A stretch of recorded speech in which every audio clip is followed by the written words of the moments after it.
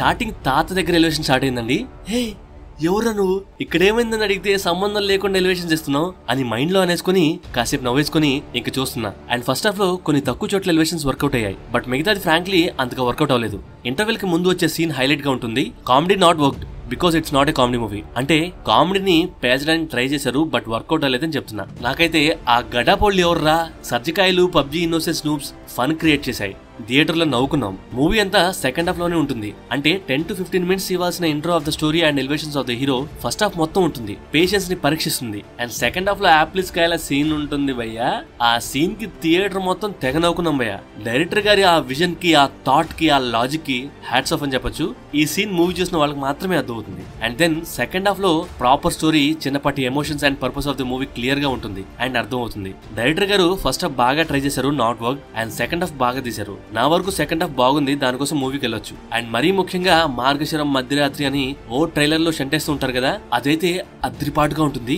And gun తో cigarette వెలిగించే scene వచ్చినప్పుడు కూడా ఓవర్ గా అనిపించదు, బట్ షీల్డ్ తయారు చేసేది కొద్దిగా ఓవర్ ద బోర్డ్ అనిపిస్తుంది. అక్కడ నిజంగా షీల్డ్ తెప్పించినా బాగుండేది, బట్ ఇట్స్ ఓకే. ఆ మొత్తం ఓవరాల్ సీక్వెన్స్ అద్రిపాటుగా ఉంటుంది. సో ఫస్ట్ హాఫ్ లో అంతగా ఏం లేదు. సెకండ్ హాఫ్ లో ప్రాపర్ మూవీ స్టార్ట్ అవుతుంది. అండ్ నేను సెకండ్ హాఫ్ ని ఫస్ట్ హాఫ్ అనుకుని యాక్చువల్ సెకండ్ హాఫ్ కోసం వెయిట్ చేస్తున్నాను, అంటే రాబోయే పార్ట్ కోసం. అండ్ రవితేజ గారి క్యారెక్టర్ సూపర్ గా సెట్ అయింది. అఫ్ కోర్స్ ఆయన బాగా చేస్తారు, అది వేరే ప్రత్యేకంగా చెప్పాల్సిన అవసరం లేదు. బట్ డైరెక్టర్ గారు ఆయన్ని బాగా చూపించారు. అంటే సినిమాటోగ్రఫీ కూడా ఆయనే కదా, సో విజువలైజ్ చేసి అది బాగా తీసి ఆయన బాగా చూపించారు. బీజిఎం అయితే వర్క్డ్ అవుట్ వెల్, కొన్ని చోట్ల చాలా బాగా కొట్టారు.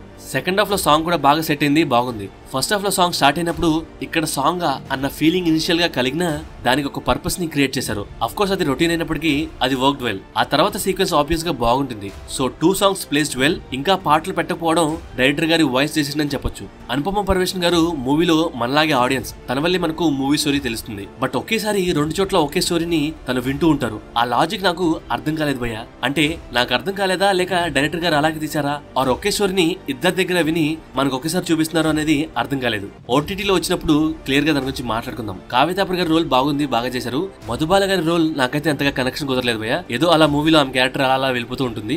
సో ఇందాక చెప్పినట్లుగా పార్ట్ 2 కోసం వెయిటింగ్. అంటే ఈగల్ యుద్ధకాండ కూడా నెక్స్ట్ రాబోతుంది.